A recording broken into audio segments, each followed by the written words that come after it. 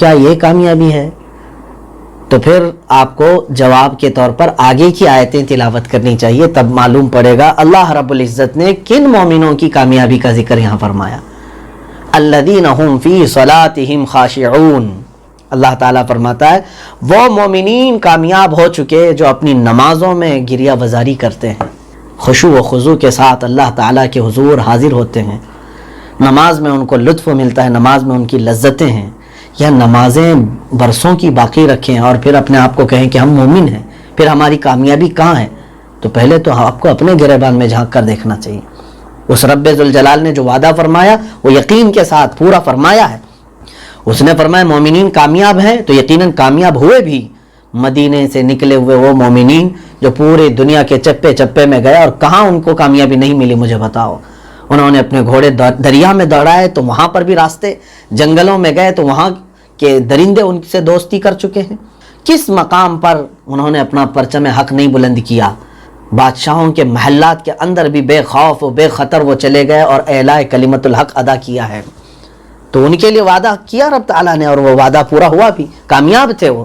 ارے وہ مومنین جو پیوند لگے کپڑے پہننے والے اور صرف کھجور پر پوری زندگی گزارنے والے دن اور رات میں، لیکن ہیبت کا یہ عالم ہے کہ تخت پر بیٹھے ہوئے بڑے بڑے بادشاہ ان سے تھرا رہے، کانپ رہے۔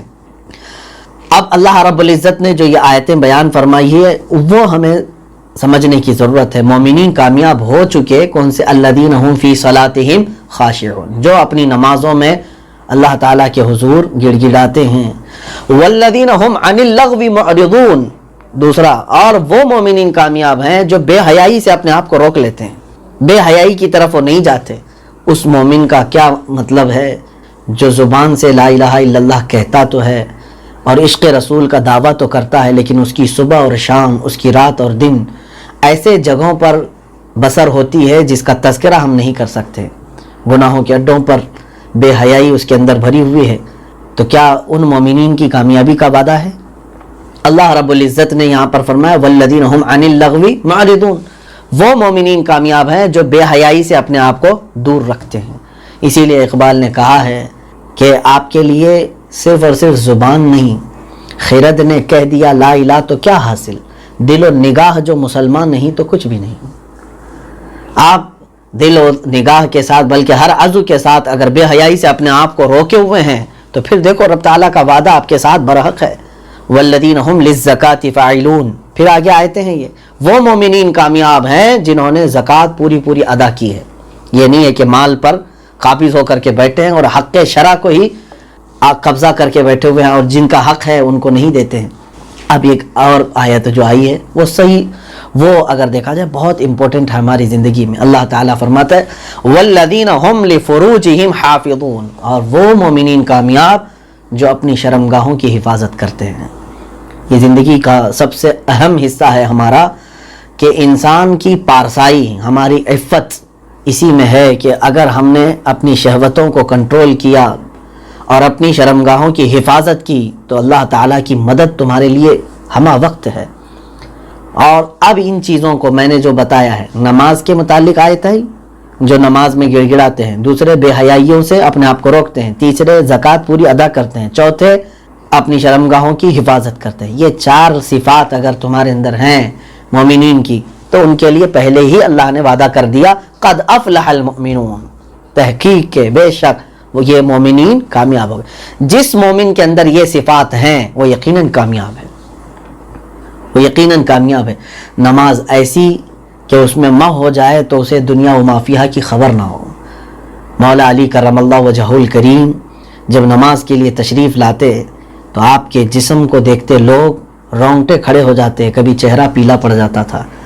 لوگ یہ کہتے کہ آپ اذان کے بعد نماز میں آنے کے لیے اس طرح خوف کھاتے ہیں؟ کہا ہاں، دنیا والے اپنے اپنے بادشاہوں کے ہاں حساب دینے سے ڈرتے ہیں، میں اپنے خلاق کائنات کے حضور جانے کے بعد اس کے دربار میں کھڑے ہونے سے خوف محسوس کرتا ہوں۔ جس کو یہ تصور ہوگا کہ اللہ کی بارگاہ میں میں کھڑا ہوں تو پھر اس کی نماز دکان کے حساب کتاب میں نہیں چلتی، ادھر ادھر کے خیالات میں نہیں چلتی، بلکہ وہ ہمیشہ، اسی لیے میرے مصطفیٰ کریم صلی اللہ علیہ وسلم نے حکم یہ فرمایا ایسے نماز پڑھو کہ تم اللہ کو دیکھ رہے ہو۔ اگر اتنا نہیں ہو سکا تو اتنا تو کرو کہ اللہ تمہیں دیکھ رہا ہے، اتنا خیال تو جماؤ۔ ایک بار آپ کے پیر میں تیر چبھ گئے حضرت علی کرم اللہ وجہہ الکریم کے، اور تیر جو ہوتے تھے کیسے، سامنے سے وہ اس طرح سے ایرو ہوتے تھے کہ اندر جا اگر کھینچتے تو گوشت نکل کے آ جاتا، سوئی اور وہ سلاخ کی طرح نہیں، سیدھے تیر اس طرح سے سامنے سے ٹرائنگل شکل کی ہوتی تھی سامنے کا حصہ جس کو مثلث کہتے ہیں، اور اندر جانے کے بعد وہ پیوست ہو جاتی، پھر واپس نکالنے کے لیے لاک رہتی تھی تیر۔ اب یہ تیر ایسا چبھا حضرت علی رضی اللہ تعالیٰ عنہ کے پنڈلی سے نکالنے میں بڑی دقت آ رہی تھی، بہت تکلیف ہو رہی تھی، تو لوگوں نے انتظار کیا جب آپ نماز شروع فرما دیے تو نماز کے دوران لوگوں نے آپ کا تیر وہ چبھا ہوا کھینچ کر نکال دیا۔ آپ کی نماز میں کوئی فرق نہیں، آپ رکوع سجدہ ساری چیزیں، آپ کا خون بھی نکلا تیر کے نکالتے ہی، اور نماز سے سلام پھیرنے کے بعد آپ نے پوچھا کہ یہ تیر کہاں چلا گیا؟ لوگوں نے کہا جب آپ پہلی رکعت میں تھے تبھی وہ نکالا جا چکا ہے۔ فرماتے ہیں کہ مجھے اس بات کی خبر تک نہیں ہوئی کہ تیر نکالا جا چکا ہے۔ عزیزان گرامی، جو ملاقات رب کے اس قدر متمنی ہوں، ان کو جب تیر کے نکالنے کا خوف یا ڈر یا درد نہیں ہوتا، تو جب ان کو اپنے رب تعالیٰ سے ملاقات کا آخری وقت آتا ہے تو روح نکلنے کا کہاں سے خوف ہوگا؟ من کان یرجو لقاء ربہ، جو اپنے رب سے ملاقات کی تمنا رکھتا ہے تو پھر اسے چاہیے کہ وہ نمازوں کی طرف آئے، نیک اعمال کی طرف آئے، اور یہ تصور لائے کہ میں اپنے رب سے ملاقات کر رہا ہوں۔ عزیزان گرامی، یہ نمازیں تو اس قدر لوگوں کی آج باقی ہیں، اللہ کی پناہ، اللہ کی پناہ، یہ قرض ہے اللہ تعالیٰ کی طرف سے، اور یہ نہیں سوچنا کہ آخر زمانے میں توبہ کر لوں گا اور دنیا سے جاؤں گا، رحمان ہے، وہ رحیم ہے، معاف کرے گا۔ یقیناً توبہ کے بھی اصول ہیں میرے عزیزوں، توبہ کے اصول یہ ہیں کہ گناہ دو طرح کے ہیں، ایک گناہ وہ ہیں جو صرف اللہ تعالیٰ کے فضل و کرم توبہ سے معاف ہو جائیں، شراب پیتا تھا چھوڑ دیا، ٹھیک ہے اب توبہ کر لیا، معاف کر دے گا رب تعالیٰ، سود کھاتا تھا چھوڑ دیا، اللہ تعالیٰ معاف فرمائے گا۔ لیکن کچھ گناہ ایسے ہیں جو نہیں کرتا تھا، جیسے زکوٰۃ نہیں دیتا تھا کبھی اور نماز نہیں پڑھتا تھا کبھی، تو ایسا نہیں کہ آپ بیٹھ کر کے توبہ کر لے گا تو سب معاف ہو جائیں گے، بلکہ توبہ کے لیے شرط ہے کہ جتنا پیچھے اس کا چھوٹا ہوا ہے یہ سارا حصہ وہ پہلے کمپلیٹ کرے، پھر اس کی توبہ قبول ہوگی۔ یعنی دونوں کرنا ہے اس کو، نمازوں کی قضا بھی کرے، زکوٰۃ کو قضا ادا بھی کرے، اور اس کے بعد توبہ کرے، تب وہ معاف ہوگا۔ برسوں کی نماز رکھ کر کے لوگ یہ سوچتے ہیں کہ میں توبہ کر کے دنیا سے چلا جاؤں گا۔ اے میرے عزیزو، اللہ تعالیٰ نے جو ہمارے لیے احکام عطا فرمائے اس اعتبار سے تمہارے لیے قضا آخر عمر تک لازم ہے، فرض ہے۔ ایک نماز بھی تمہاری باقی رہ گئی جانے کے وقت تک، کہیں ایسا نہ ہو کہ وہ ایک ہی نماز جو نہیں پڑھا تھا وہی جہنم میں جانے کا سبب بن جائے، کیونکہ سورہ مدثر میں اللہ تعالیٰ نے فرمایا اکثر لوگ جو جہنم میں جائیں گے ان سے پوچھا جائے گا کہ تم کیوں جہنم میں آئے، یتساءلون عن المجرمین ما سلککم فی سقر، مجرمین آپس میں ایک دوسرے سے سوال کریں گے تم کیوں آئے دوزخ میں، وہ کہیں گے قالوا لم نک من المصلین، اکثر اس میں سے یہی کہیں گے ہم نماز نہیں پڑھتے تھے، ہماری نمازیں باقی رہ گئی۔ اور پھر ائمہ اطہار نے یہ فرمایا ہے کہ جو نمازوں کے حساب کتاب میں نکل گیا باقی سارے معاملات میں بھی آسانی سے نکل جائے گا، اور جو نمازوں کے معاملات میں پھنس گیا ہر معاملے میں پھنسے گا قیامت۔ آج دوسری چیزوں کو کمپلیٹ کرنے سے پہلے اپنی نمازوں کو کمپلیٹ کر لو جو چھوٹی ہوئی ہیں، اس لیے کہ جن لوگوں کے پاس آج صحت ہے، جوانی ہے، طاقت ہے، ان کے پاس موقع ہے کہ اپنی پچھلی نمازیں مکمل کر لیں۔ بڑھاپے میں پھر تم سوچتے ہی رہ جاؤ گے، نہیں ہو سکے گا، بڑھاپے میں آدھا نمازیں پوری نہیں ہو پاتی ہیں تو قضا کہاں سے کر پائے گا۔ پھر رہی بات بے حیائی سے بچنے کی، آج میں دیکھ رہا ہوں پوری دنیا نے ایڑی چوٹی کا زور لگایا ہے ہمارے تمام ماحول کو، ہماری آئیڈینٹی کو، اسلامی کلچر کو پورے طور پر ختم کرنے کے لیے۔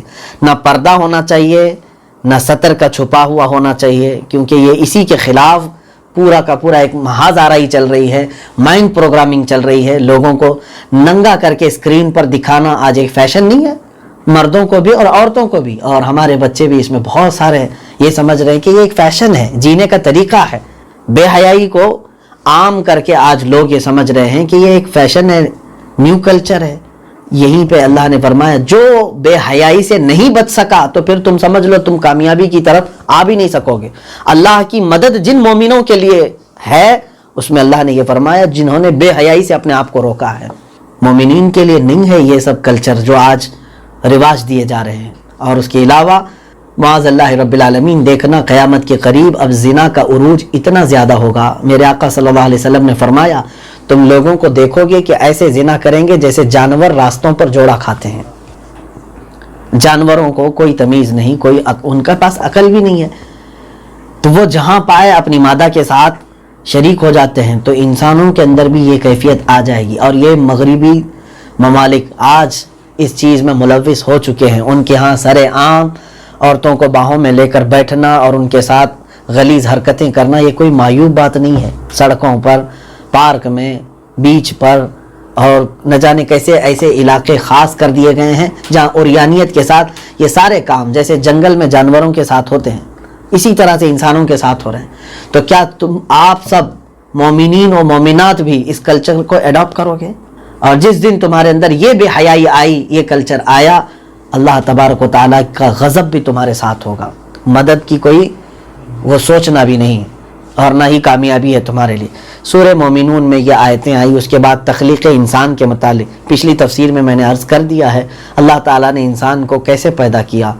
رب تعالیٰ نے ایک نطفے سے ماں کے رحم میں اس کو رکھا، 9 مہینے اس کی حفاظت فرمائی۔ حدیث پاک میں ہے جب ماں کے پیٹ میں باپ کی طرف سے نطفہ جاتا ہے تو اس پر 40 دن گزرتے ہیں۔ 40 دن کے بعد وہ بستہ خون بنتا ہے، پھر اس کے بعد 40 دن ویسے ہی رہتا ہے، پھر 40 دن کے بعد وہ ایک گوشت کے لوتھڑے میں آ جاتا ہے۔ تب اللہ تعالیٰ کی طرف سے 2 فرشتے آتے ہیں، ایک روایت میں ایک فرشتہ آتا ہے اور اس بچے کے جسم میں روح پھونک دیتا ہے 120 دن کے بعد۔ ویسے تو بچے کی ہارٹ بیٹ 6 ویک کے بعد شروع ہو جاتی ہے، یعنی جو بستہ خون میں جیسی آتا ہے، اور سب سے پہلے جنین میں یعنی بچے میں سب سے پہلے اس کا دل بنایا جاتا ہے، یا سائنس کے اعتبار سے بھی میں بات کروں گا۔ اس کے بعد 120 دن ہو جائیں، بعض روایات میں 6 ہفتے کا ہی ذکر ہے، 40 دن کے بعد ہی فرشتہ آتا ہے اور اس کے جسم میں روح پھونکتا ہے، اور رب تبارک و تعالیٰ سے فرشتہ یہ پوچھتا ہے کہ اے مولا اسے کیا بناؤں، لڑکا یا لڑکی؟ اللہ جو حکم فرماتا ہے وہ اسے دیتا ہے، کون سی شکل اللہ تعالیٰ وہ بھی دیتا ہے۔ پھر اس کے بعد فرشتہ سوال کرتا ہے کہ اس کے متعلق نیک لکھوں یا بدبخت لکھوں؟ اللہ تعالیٰ کی طرف سے جو حکم آتا ہے ماں کے پیٹ میں وہی لکھ دیا جاتا ہے۔ اور اس کے بعد فرشتہ یہ بھی پوچھتا ہے کہ مولا اس کی پوری زندگی میں کتنا رزق لکھوں؟ رب تعالیٰ کا حکم ہوتا ہے اتنا رزق۔ کب؟ ہم جب اپنی ماں کے پیٹ میں ابھی 100 دن کے تھے تب ہماری موت تک جو کچھ ملنا ہے وہ سب لکھا جا چکا ہے۔ اب اس کے بعد دنیا میں ہم تولد ہوئے، اللہ تبارک و تعالیٰ نے ہماری تخلیق کیسے فرمائی، ماں کے پیٹ میں ہمیں حفاظت کے ساتھ رکھا، دنیا میں آنے کے بعد ماں کے سینے میں ہمارے لیے غذا رکھی، خون سے بدل کر کے اللہ تعالیٰ نے ہمیں دودھ کی شکل میں غذا عطا فرمائی۔ جبکہ آپ کو اندازہ ہونا چاہیے ہمارے آنے سے پہلے ہی ماں کے سینے میں دودھ بننا شروع ہو جاتا ہے، ہمارے آنے سے پہلے دنیا میں ماں کے سینے میں دودھ بننا شروع ہو جاتا ہے۔ یعنی اس طرح کی ضیافت، اس طرح کی مہمان نوازی ہم سب کی کہ آنے سے پہلے ماں کے دل میں تمہاری محبت، باپ کے دل میں تمہاری محبت، ماں کے سینے میں تمہارے لیے غذا، اور ہر ایک کے ہاتھوں میں تمہارے لیے رحم، یہ تمام چیزیں اللہ تعالیٰ کی طرف سے ہے۔ ایک بچہ دنیا میں آتا ہے تو اس کے لیے تمام یہ معاملات اگر رب تبارک و تعالیٰ نہ فرمائے، بہت سارے ایسے ہیں کہ ماں پیدا کر کے مر جاتی ہے، جانوروں میں کچھ مادہ ایسی ہیں، مچھلیوں میں ہیں اور کچھ پرندوں میں ہیں، جیسی بچہ پیدا کیا اور وہ مادہ مر گئی اور اس کے بعد ان کی پرورشیں ہوتی ہیں۔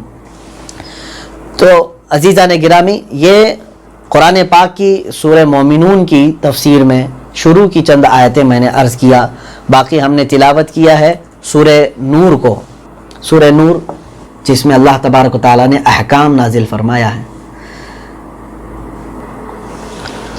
سورہ نور کی آیات بینات میں، شروع کی آیات میں اللہ رب العزت نے زنا کے متعلق احکام نازل فرمائے، الزانیۃ والزانی فاجلدوا کل واحد منہما 100 جلدہ۔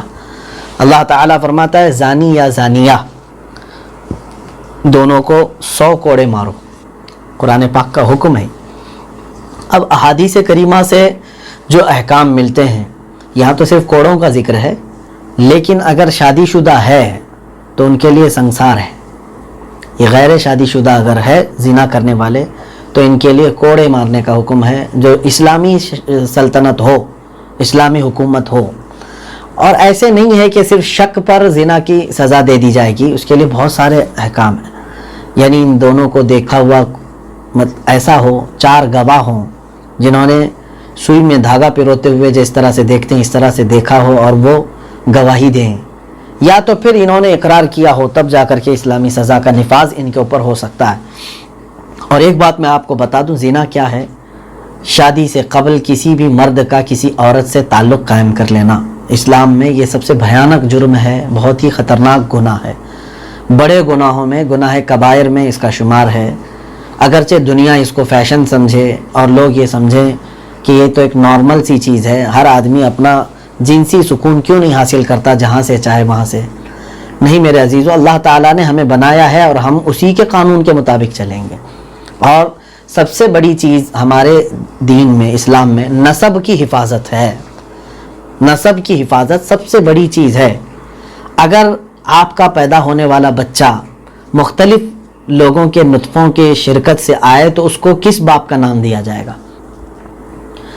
شادی کا قانون اگر نہ ہو تو کسی بچے کا کوئی باپ ہی نہیں ہوگا۔ جیسے آج بہت سارے یورپین کنٹریز میں اولاد ایسی ہیں جن کو ان کے خود کے باپ کا نام معلوم نہیں، کیونکہ ان کی ماں نے عیش کیا ہے، شادی نہیں کیا ہے، اور ان سے جو بچے ہوئے ان کی وہ پرورش بھی کر رہی ہیں، رکھ بھی رہی ہیں، اور گورنمنٹ بھی پال رہی ہے۔ لیکن یہ دنیا کی ایک بہت گری ہوئی ایسی حرکت ہے۔ میں سمجھتا ہوں کہ اگر یہی نظام رہا تو پھر انسانوں میں اور جانوروں میں کوئی فرق نہیں ہے، کہ جانوروں کا بھی کوئی نسب ثابت نہیں رہتا۔ یہاں پر اللہ تبارک و تعالیٰ نے ہمیں جو دین عطا فرمایا ہے، اس میں عورت کی طہارت، پاکیزگی، عفت اور ساتھ ہی ہمارے نسب کی حفاظت، یہ بہت ہی اہم چیزیں ہیں ہمارے پاس۔ اور پھر اس کے علاوہ دنیا آج نئی تحقیقات سے یہ بھی بتا رہی ہے کہ عورت کو اللہ تعالیٰ نے جس طرح سے بنایا ہے، اس عورت کے ساتھ اگر ایک مرد تعلق قائم رکھا ہے تو یہ نیچرل ہے، اس کے لیے نیچرل ہے، قدرتی طور پر ہے۔ لیکن وہی عورت اگر ایک مرد سے زیادہ لوگوں سے اپنا جنسی تعلق رکھتی ہے تو بیماریوں کے بڑھنے کے اندیشے 90% سے زیادہ ہیں۔ ایڈز جیسی خطرناک بیماریاں انہی عورتوں سے آئیں جنہوں نے اپنے جسم کو کئی مردوں کے لیے سپرد کیا۔ تو جب آپ کو معلوم ہے کہ دنیاوی تحقیقات بھی یہ بتا رہی ہیں تو اللہ تعالیٰ نے ہمیں اس طرح کی ہولناکیوں سے بچانے کے لیے یہ نظام رکھا ہے۔ لوگ آج اس کو ہلکے میں لے رہے ہیں کہ نکاح کرنے کے بعد بھی وہی ہم کو کام کرنا ہے، تو نکاح سے پہلے وہ کام کیوں نہیں ہو سکتا؟ میرے عزیزو، ایک قانون بھی تو کوئی چیز ہوتی ہے۔ پوری دنیا قانون کے اعتبار سے چلنا چاہتی ہے۔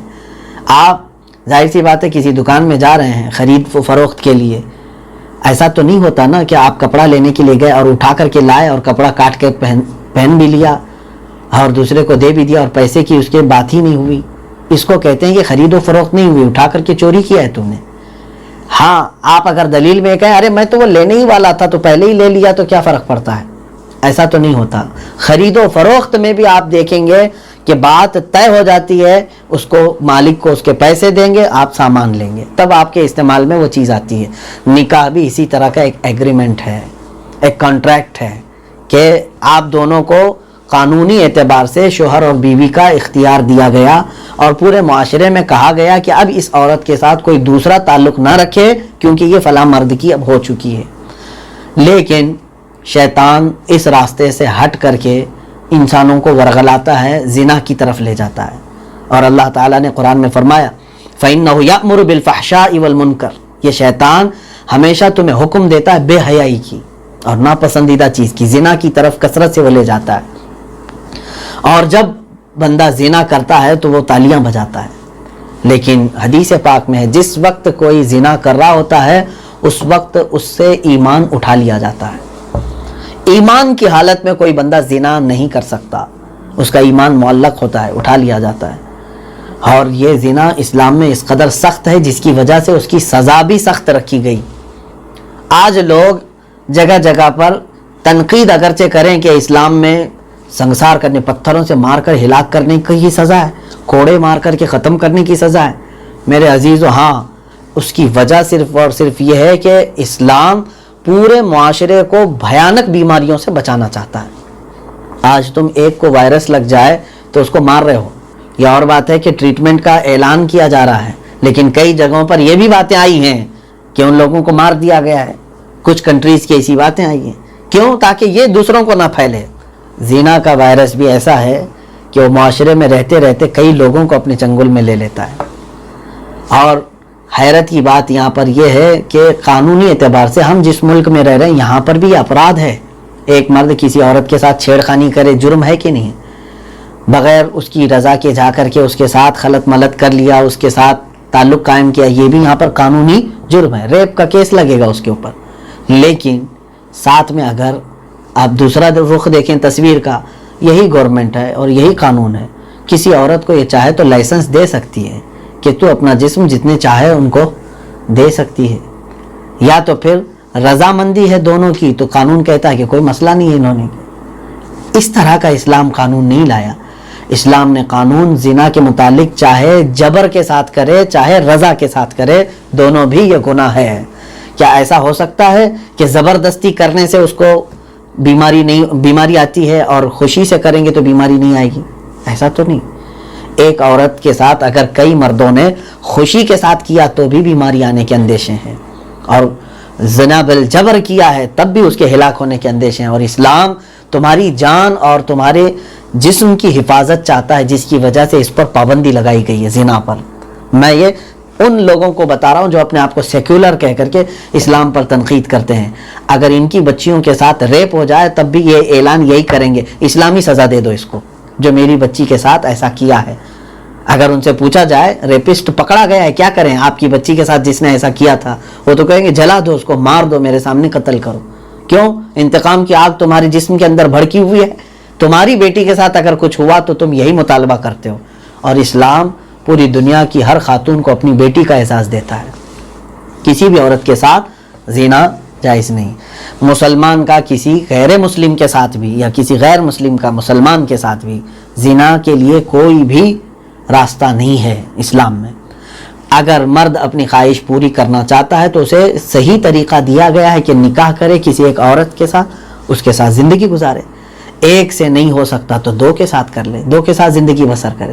تمہیں 4 تک کی اجازت اسلام نے دے رکھی ہے. پھر یہاں سے خواہشات کا دروازہ کھول کر کے اگر یہ ہر جگہ اپنے عیب کے دھبے لگانا چاہتا ہے تو پھر اس کی لگام پکڑی جائے گی. اسلام اس بات کی اجازت نہیں دیتا. تو زنا کے احکام بہت سخت ہیں. اسی سورہ نور کی شروع کی آیتوں میں اللہ تعالیٰ نے فرمایا، اور حضور اکرم صلی اللہ تعالیٰ علیہ وسلم کے زمانے میں سزائیں دی بھی گئی ہیں. زنا جن سے سرزد ہو گیا ان کو سزائیں دی گئی ہیں، سنسار بھی کیا گیا ہے، کوڑے بھی لگائے گئے ہیں. اس کا اثر یہ ہوتا تھا کہ پورے معاشرے میں وہ سزا دیکھ کر کے لوگ دہل جاتے تھے. کسی کی ہمت نہیں ہوتی تھی کہ اس گناہ کی طرف جائیں، حتیٰ کہ نظروں کے زنا سے بھی لوگ بچ جاتے تھے خوف کی وجہ سے. آج قانون اتنا سخت ہو تو آپ دیکھیں اس طرح کے بھیانک جرائم نہیں ہوں گے. آج جس طرح ہماری بچیاں سیف نہیں ہیں باہر نکلنے کے بعد، کیا ہوتا ہے پتہ نہیں. ہندوستان میں تو خاص طور پر ریپ کے کیسز روزانہ رجسٹر ہوتے ہیں، روزانہ ہوتے ہیں. کیا آپ نہیں دیکھتے نیوز؟ 8 سال کی بچیوں کے ساتھ، 10 سال کی، 15 سال کی بچیاں، نابالغ بچیوں کے ساتھ بھی یہ ریپ کے کیسز. اس کی وجہ یہ ہے کہ یہاں پر جن لوگوں کو پکڑا گیا ریپ کر کے، پھر یا تو قانونی اٹکلیں ایسی آئیں، پیچیدگیاں آئیں کہ ان کو رہا کر. سورہ نور میں ایک بہت اہم واقعہ جس کو واقعہ افک کہا جاتا ہے، یہ حضرت سیدتنا عائشہ صدیقہ رضی اللہ تعالیٰ عنہ کے متعلق ہے. آپ پر کچھ منافقوں نے تہمت لگائی تھی، بڑا طویل ہے. ان کی برات میں، ان کی پاکی میں اللہ نے آیتیں نازل فرمائی. ان الذين جاءوا بالافك عصبة منكم لا تحسبوه شرا لكم بل هو خير لكم. یہاں سے کئی آیتیں آئی ہیں جو ماں سیدہ عائشہ صدیقہ رضی اللہ تعالیٰ عنہ کی طہارت میں آیتیں نازل ہوئی. ہوا یہ تھا کہ ایک غزوہ بنی مصطلق، اور اس کو غزوہ بنی مریسی بھی کہا جاتا ہے. غالباً یہ 5 ہجری میں رسول کریم صلی اللہ تعالیٰ علیہ وسلم اس غزوے میں شریک تھے، مدینہ طیبہ سے کافی دور. اور اس وقت سفر میں میرے آقا صلی اللہ علیہ وسلم کے ساتھ سیدہ عائشہ صدیقہ رضی اللہ تعالیٰ عنہ بھی ساتھ تھیں. واپسی کے وقت ایک واقعہ ایسا پیش آیا کہ اس غزوے سے جب واپس مدینہ کی طرف لوٹ رہے تھے، پردے کا حکم آ چکا تھا. اب جو رسول کریم صلی اللہ علیہ وسلم کے ساتھ زوجہ مطہرہ سفر کرتی تھی، اونٹ کے اوپر ایک کجاوا رکھا جاتا تھا جس کو ہودج کہا جاتا ہے. یعنی ایک چھوٹی سی جھوپڑی بنائی جاتی تھی، پردے اس پر لگ جاتے تھے اور اس میں عورتیں ہوتی تھیں اونٹ پر، تاکہ باہر قافلے میں کسی کی نظر ان پر نہ پڑے۔ تو سیدہ عائشہ صدیقہ رضی اللہ تعالیٰ عنہ اسی ہودج میں سفر کر رہی ہوتی، اور اٹھانے والے جو پالکی اٹھاتے تھے اونٹ کو بٹھانے کے بعد وہ پورا ہودج ہی اٹھا کر کے نیچے رکھتے تھے۔ اگر خواتین کو اس میں سے نکل کر کے اپنی حاجتوں کے لیے جانا ہوتا تو وہ چلی جاتی، پھر واپس اسی میں وہ ایک چھوٹا سا ٹینٹ ہوتا تھا جو اونٹ کے اوپر اٹھا کر رکھ دیا جاتا۔ اب وہ جو ساربان ہیں اونٹوں کو ہانکنے والے اور وہ پالکی اٹھانے والے، ان کا کہنا یہ ہے، سیدہ عائشہ صدیقہ رضی اللہ تعالیٰ عنہ کی عمر اس وقت کم تھی اور دبلی پتلی تھی، وزن بالکل نہیں تھا، وہ اٹھا کر رکھتے اور یا اٹھا کر نیچے رکھتے یا اوپر رکھتے تو ان کو پتہ بھی نہیں چل پاتا کہ اس میں کوئی ہیں بھی کہ نہیں ہے، اتنی ہلکی بھی تھیں آپ وزن کے اعتبار سے۔ ہوا یہ کہ بیچ میں ایک جگہ پڑا ہوا قافلے کا، حضرت عائشہ صدیقہ رضی اللہ تعالیٰ عنہ سفر میں جانے کے وقت اپنی بہن حضرت اسماء بنت ابو بکر صدیق رضی اللہ تعالیٰ عنہ سے ایک ہار لیا تھا گری ہوئی، عاریتن، لاؤ میں پہن کر کے جاؤں گی، واپس آنے کے بعد تمہیں دے دوں گی۔ ان کا ہار پہن کر کے گئی تھی، اس کی لڑیاں تھوڑی کمزور تھیں۔ ام المومنین جب واپسی کے راستے پر تھیں تو وہ اپنی حاجت کے لیے باہر نکلیں، ایک جگہ قافلے کا پڑا ہوا، اور جب وہ واپس آئیں تو دیکھا ان کے گلے میں ہار ہی نہیں ہے، وہ کہیں ٹوٹ کر کے گر چکا تھا۔ تو آپ بڑی پریشان ہوئی کہ میں میری بہن اسماء کا ہار لے کر کے آئی ہوں اور یہاں راستے میں کہیں اگر یہ کھو گیا تو میں کیا اس کو جواب دوں گی۔ تو آپ فوراً دوڑتی ہوئی چلی گئیں تلاش کرنے کے لیے، کیونکہ ایک موقع ایسا ہوتا ہے کہ کسی کی اہم چیز گم ہو جائے تو آدمی بہت بے قابو ہو جاتا ہے۔ آپ گھبرائی ہوئی گئی تلاش کرنے کے لیے، کافی وقت گزر گیا رات کے، آپ تلاش کرتی رہ گئیں اور اس کے بعد آپ کو ہار مل گیا۔ جب آپ واپس آئیں تو دیکھا قافلہ جا چکا تھا، وہ ہودج لوگوں نے اٹھایا اور اونٹ پر رکھ دیا۔ انہوں نے یہ سوچا کہ ام المومنین اندر بیٹھی ہوئی ہیں، انہوں نے پوچھنے کی زحمت بھی نہیں کی، اس ہودج کو اٹھا کر کے اونٹ پر رکھ دیا گیا اور ہانک کر کے قافلے کو لے جایا گیا۔ رسول کریم صلی اللہ علیہ وسلم بھی قافلے میں تھے۔ اب یہ قافلہ چل پڑا تو ماں عائشہ صدیقہ رضی اللہ تعالیٰ عنہ دیکھتی ہیں یہاں کچھ بھی نہیں باقی رہا، تو آپ کو بڑا افسوس ہوا کہ قافلہ مجھے چھوڑ کر رخصت ہو چکا ہے۔ تو آپ کے پاس جو چادر تھی وہ تان کر کے آپ ایک کنارے درخت کے سو گئی، یہ سوچ کر کے کہ آگے چل کر کہیں نہ کہیں تو انہیں خبر ہو ہی جائے گی، جب دیکھیں گے مجھے ہودج میں نہیں ہے، اس خیمے میں نہیں ہے اونٹ کے اوپر، تو وہ مجھے تلاش کرنے کے لیے پھر واپس پیچھے کی طرف آئیں گے تو میں چل پڑوں گی، اکیلی تو نہیں جاؤں گی۔ آپ سو گئیں۔ رات کے وقت ہوتا یہ تھا کہ قافلہ چلنے کے وقت ایک آدمی کو یا دو آدمی کو پیچھے چھوڑ دیا جاتا تھا، قافلے کی گری پڑی چیزیں چن کر کے وہ لوگ لاتے رہتے تھے۔ تو اس وقت اس قافلے کے پیچھے کافی پیچھے وہ ہوتے تھے، کافی منزلیں، حضرت صفوان بن معطل رضی اللہ تعالیٰ عنہ ایک صحابی ہیں، تو ان کو پیچھے رکھا گیا تھا۔ وہ تلاش کرتے کرتے آئے تو یہاں جیسی پہنچا انہوں نے دیکھا کوئی خاتون سوئی ہوئی ہیں، پردے اور حجاب کی آیتیں آنے سے قبل انہوں نے دیکھا تھا ام المومنین کو، دیکھ کر کے ہی بلند آواز سے انہوں نے پڑھا انا للہ و انا الیہ راجعون۔ یہ کیا ہو گیا، پورا قافلہ جا چکا ہے اور ام المومنین یہاں پر۔ اس کے علاوہ انہوں نے کچھ نہیں کیا، اپنے اونٹ کی مہار قریب کی اور اونٹ کو بٹھایا۔ سیدہ عائشہ صدیقہ رضی اللہ تعالیٰ عنہ فرماتی ہیں میں نے دیکھا اونٹ پر چڑھ گئی اور وہ اونٹ کی نکیل پکڑ کر کے چلتے ہوئے آئے۔ مدینہ طیبہ پہنچے، دوسرے دن دوپہر کا وقت تھا۔ منافقین نے دیکھا ماں عائشہ صدیقہ رضی اللہ تعالیٰ عنہ صفوان بن معطل کے ساتھ اکیلی آ رہی ہیں جبکہ قافلہ صبح کو پہنچ چکا ہے۔ تو اب ان بدبختوں نے، خبیث ذہنوں نے آپ کے اوپر تہمت لگانا شروع کر دیا کہ محمد صلی اللہ علیہ وسلم کی زوجہ دوسرے مرد کے ساتھ رات میں کہیں دوسری جگہ پر چلی گئی تھی، معاذ اللہ رب العالمین۔ یہ اتنی بڑی تہمت تھی۔ حضرت عائشہ صدیقہ رضی اللہ تعالیٰ عنہ کے متعلق عبداللہ بن ابی بن سلول ایک منافقین کا سردار تھا، اس نے یہ باتیں بہت بنائی، پھیلا دیا۔ عائشہ حضور صلی اللہ علیہ وسلم کے گھر کی خاتون ہے لیکن فلاں فلاں کے ساتھ چلی گئی تھی۔ اس میں یہ جو صحابی تھے حضرت صفوان بن معطل رضی اللہ تعالیٰ، ان کو بھی پورا مدینہ جانتا تھا، اتنے بھولے اور سادے تھے یہ کہ لوگ ان سے بات کرنا بھی چاہتے تو یہ بات نہیں کرتے تھے زیادہ۔ اور رہی بات ام المومنین کے متعلق، حضرت ابو بکر صدیق رضی اللہ تعالیٰ عنہ خود فرماتے ہیں اسلام لانے سے قبل کبھی ہمارے پورے خاندان میں یہ دھبا نہیں آیا، تو اسلام آنے کے بعد کیسے؟ یعنی اسلام لانے سے پہلے بھی ہمارے گھر میں اس گناہ کی تہمت کبھی نہیں آئی، اور اب جبکہ یہ رسول اللہ صلی اللہ علیہ وسلم کی زوجہ ہیں، لیکن بات جب پھیلتی پھیلتی میرے آقا صلی اللہ علیہ وسلم تک پہنچی، اللہ کے نبی صلی اللہ تعالیٰ علیہ وسلم نے کچھ نہیں فرمایا، بس یہ ہے کہ حضرت عائشہ صدیقہ رضی اللہ تعالیٰ عنہ سے آپ نے کوئی توجہ نہیں رکھی، یعنی آپ سے بات چیت آپ نے نہیں فرمائی۔ حضرت عائشہ آتے ساتھ بیمار ہو گئی تھی، آپ کو خبر بھی نہیں تھا کہ مدینے میں خبر بھی نہیں تھی کیا چل رہا ہے۔ ایک دن ایک خاتون آپ کی سہیلیوں میں سے وہ آئی اور انہوں نے سب بتا دیا حضرت عائشہ کو، ایسا ایسا ہے۔ تو حضرت عائشہ کہتی ہیں اتنا روئیں کہ کھانا وغیرہ سب ترک کر دیا، اور حضور صلی اللہ علیہ وسلم سے اجازت لے کر کے وہ اپنے ماں باپ کے گھر چلی گئیں۔ اور سب سے بڑا غم ان کو یہ تھا کہ حضور صلی اللہ علیہ وسلم آتے تھے حضرت عائشہ صدیقہ سے نہیں، ان کی ماں سے پوچھتے تھے کہ کیسی ہے، خیریت ہے کہ نہیں ہے۔ حضرت عائشہ صدیقہ رضی اللہ تعالیٰ عنہ سے آپ صلی اللہ علیہ وسلم نے خیریت طلب نہیں فرمائی، جبکہ اس سے قبل جب بھی حضور صلی اللہ علیہ وسلم آتے آپ کی دلجوئی فرمایا کرتے تھے۔ تو حضرت عائشہ فرماتی ہے میرے لیے سب سے بڑا بوجھل لمحہ تھا، سب سے بڑا تکلیف دہ وقت تھا۔ وہ اپنے گھر گئیں، اتنا روتی تھی کہ آپ فرماتی ہیں کہ غش کھا کر کے گر جاتی تھی، کافی وقت تک اسی طرح سے وہ پڑی رہ جاتی تھی۔ ام المومنین کی شان میں جن لوگوں نے گستاخیاں کیں اس میں کئی لوگ تھے، منافقین تو تھے ہی، اب کچھ مسلمان، ظاہر سی بات ہے صحابہ، اب ان کے دلوں میں یہ باتیں ڈالنا شروع کر دیا تھا منافقین، ایسی بات ہے۔ رسول پاک صلی اللہ علیہ وسلم نے ایک ایک کو بلا کر کے پوچھا بھی، حضرت اسامہ بن زید رضی اللہ تعالیٰ اور کچھ صحابہ ہیں ان کو بلا کر کے پوچھا کہ تمہارا کیا خیال ہے؟ تو انہوں نے کہا ہمارا خیال تو یہ ہے یا رسول اللہ صلی اللہ علیہ وسلم، وہ آپ کی اہل میں سے ہیں عائشہ صدیقہ، ان کے لیے ہم خیر کے علاوہ کوئی بات سوچ بھی نہیں سکتے۔ حضرت عمر رضی اللہ تعالیٰ عنہ سے پوچھا گیا آپ کا کیا مشورہ ہے، یعنی عائشہ کو کیا چھوڑ دیں، طلاق دے دیں، الگ کر دیں، کہ اگر ان سے ایسی کوئی چیز ہوئی ہے تو؟ حضور اکرم صلی اللہ تعالیٰ علیہ وسلم خاموش صرف اس لیے تھے کہ وحی آنے کا انتظار کر رہے تھے، وحی کے آنے کا۔ حضرت عمر نے کیا کہا جانتے ہیں؟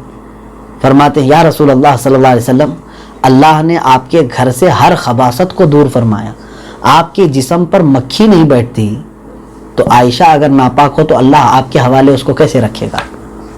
عائشہ صدیقہ کے اندر اگر عیب ہے گناہ کا تو آپ کے گھر کے لیے اللہ تعالیٰ کبھی پسند نہیں فرمائے گا، وہ رب تعالیٰ فوراً حکم فرمائے گا اگر وہ عیب دار ہے تو۔ حضرت عثمان غنی رضی اللہ تعالیٰ عنہ سے پوچھا گیا آپ نے بھی ایسی فرمایا یا رسول اللہ صلی اللہ علیہ وسلم، آپ کو اللہ تبارک و تعالیٰ نے ہر طرح کی آلائشوں سے پاک رکھا ہے، تو ایک غلط قسم کی عورت کبھی رب تعالیٰ آپ کے نکاح میں نہیں عطا کرے گا۔ کیونکہ ان صحابہ نے کیوں یہ باتیں کی جانتے ہیں؟ حضرت عائشہ کا جو نکاح ہوا ہے وہ اللہ رب العزت کی مرضی سے ہوا ہے، اللہ تبارک و تعالیٰ کے حکم سے ہوا ہے، کیونکہ رسول کریم صلی اللہ تعالیٰ علیہ وسلم کو آپ کی تصویر بتائی گئی تھی، تصویر مطلب یہ چھپی ہوئی تصویر نہیں، خواب میں میرے آقا صلی اللہ علیہ وسلم کو اور حضرت عائشہ صدیقہ رضی اللہ تعالیٰ عنہ کے نکاح کے متعلق حکم اللہ تعالیٰ کا آیا تھا، تب یہ نکاح ہوا تھا حضرت عائشہ کا۔ تو حضرت عمر کا کہنا، حضرت عثمان کا کہنا رضی اللہ عنہما بالکل صحیح تھا، اگر وہ عیب والی ہوتی تو اللہ کبھی ان سے نکاح کا حکم نہیں فرماتا۔ پھر آپ مسجد نبوی شریف میں آئے اور خطبہ دیا۔ اوس و خزرج دو قبیلے تھے مدینے کے بڑے قبیلے، تو حضرت سعد بن معاذ رضی اللہ تعالیٰ یہ قبیلہ اوس پوچھا اے سعد تمہارا کیا خیال ہے؟ ایک شخص نے مجھے بڑی اذیت دی ہے، عبداللہ بن ابی منافق، اس نے باتیں بہت پھیلائی ہیں۔ تو حضرت سعد ابن معاذ نے کہا یا رسول اللہ صلی اللہ علیہ وسلم اگر وہ میرے قبیلے کا ہو یا کسی اور کے قبیلے کا ہو آپ صرف حکم فرمائے میں اس کی گردن اڑاؤں گا۔ حضرت سعد ابن عبادہ یہ قبیلہ خزرج کے تھے، وہ بھی کھڑے ہو گئے، کہا کیا سعد ابن معاذ کا ہی حق ہے؟ اگر وہ میرے خاندان کا ہو یا میرے گھر کا ہو یا میرے قبیلے کا ہو تو بلا کسی تکلف کے مصطفیٰ کریم صلی اللہ علیہ وسلم کے گھر کی طرف انگلی اٹھانے والے کو میں علل اعلان گردن اڑاؤں گا۔ اور وہ آپس میں جتھم جتھا ہو گئے ہیں کس بات کو لے کر کے کہ ہمارے خاندان کا یا تمہارے خاندان کا کوئی بھی ہو لیکن ہم اس کو نہیں چھوڑیں گے، گستاخ رسول اگر ہے، ماں عائشہ صدیقہ رضی اللہ تعالیٰ عنہ کے شان میں اگر بدگمانی اور بد کلامی کر رہا ہے تو۔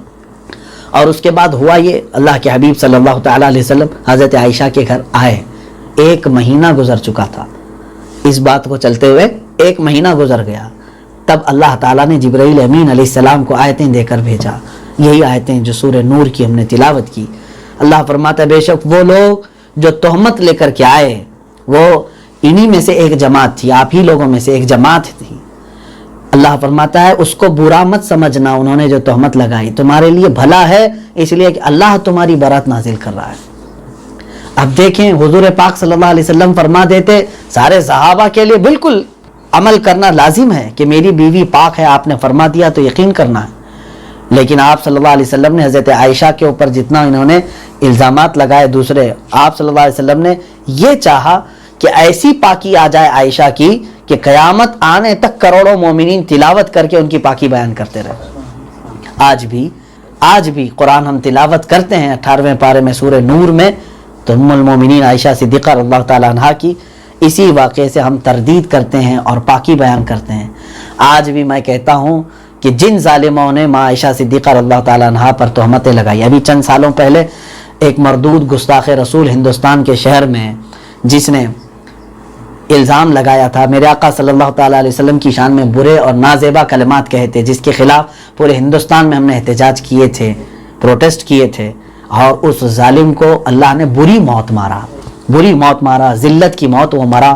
اور ہم یہی چاہتے ہیں کہ جو مصطفیٰ کریم صلی اللہ علیہ وسلم کی شان میں بکواس کرے, رب تبارک و تعالیٰ اسے ذلیلوں کے ساتھ اور اس کو عبرت ناک موت عطا کرے. یہ تو ہمارا حق ہے, ہم دعا بھی کرتے ہیں اور مطالبہ بھی کرتے ہیں, کیونکہ ہمارے اسلام میں یہ حکم ہے کہ کسی کے خداؤں کو برا بھلا نہ کہو کہ وہ پلٹ کر تمہارے خدا کو برا نہ کہے. ہم جب اس چیز کا احتیاط کرتے ہیں تو ظاہر سی بات ہے یہ ہمارا اختیار ہے کہ کوئی میرے نبی کی شان میں انگلی بھی اٹھائے, جملہ بھی کسے, تو ہم اس کے لیے یہاں بیٹھ کر کے مطالبہ بھی کرتے ہیں, رب تعالیٰ کی بارگاہ میں اس کے لیے دعائے ہلاکت بھی کرتے ہیں, اور جو قانونی کارروائی ہو سکتی ہے وہ کرنے کے لیے بھی ہم پس و پیش نہیں کرتے, اس لیے کہ ہماری ساری عزتیں مصطفیٰ کریم صلی اللہ علیہ وسلم کی عزت سے جڑی ہوئی ہیں.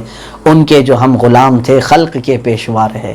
یہ بات یاد رکھ کر کے چلے, اس غلامی کو اگر آپ نے ختم کر لیا تو تمہارا وجود بھی کسی کام کا نہیں ہے. ہم کو اگر آج کوئی دنیا میں پہچانتا ہے تو صرف رسول کریم صلی اللہ علیہ وسلم کی وجہ سے پہچانتا ہے. تو سیدہ عائشہ صدیقہ رضی اللہ تعالیٰ عنہا کی یہ طہارت اس میں بیان ہوئی. اللہ کریم نے آپ کے خاندان میں جو برکتیں عطا فرمائی, یہ سیدنا ابو بکر صدیق رضی اللہ تعالیٰ عنہ کی وہ بیٹی جو رسول کریم صلی اللہ علیہ وسلم کی محبوبہ رہیں, آپ صلی اللہ علیہ وسلم کی رفیقہ حیات رہیں. حضور اکرم صلی اللہ تعالیٰ علیہ وسلم نے ان کو اپنے بستر سے نوازا. اور آپ دیکھیں گے کہ حدیثوں کا ایک بہت بڑا ذخیرہ جو آج موجود ہے بخاری شریف, مسلم شریف میں, وہ حضرت عائشہ صدیقہ رضی اللہ تعالیٰ عنہا کی روایت کی ہوئی حدیثیں ہیں. میرے آقا صلی اللہ علیہ وسلم سے انہوں نے جتنی باتیں احکام سنا وہ بیان کیا, اور ان کی بیان کردہ حدیثوں سے آج ہماری شریعت چل رہی ہے. حلال و حرام, بہت سارے واجب فرض کے معاملات آپ کی روایت کردہ حدیثوں سے ہے, تو وہ ہمارے شریعت کا حصہ بن گئی ہیں. ان کے خلاف جس نے بھی بدزبانی کی گویا کہ اس نے اسلام کے خلاف بکواس کیا. ایک تو یہ ظالم گستاخ رسول ہیں جو کفر و شرک کی وادیوں میں ڈوبے ہوئے اور ماں عائشہ صدیقہ پر تہمت لگاتے ہیں, لیکن ایک وہ ہیں جو کالی پٹیاں پہن کر کے مولا علی کا اور حسنین کریمین کی محبت کا دم بھرتے ہوئے اپنے آپ کو شیعان علی کہتے ہیں اور ماں عائشہ صدیقہ کی شان میں توہین کرتے ہیں. ان کے لیے بھی میں وہی کہوں گا, تمہارے ساتھ بھی وہی انجام ہوگا جو عبداللہ بن ابی بن سلول منافق کا ہوا تھا.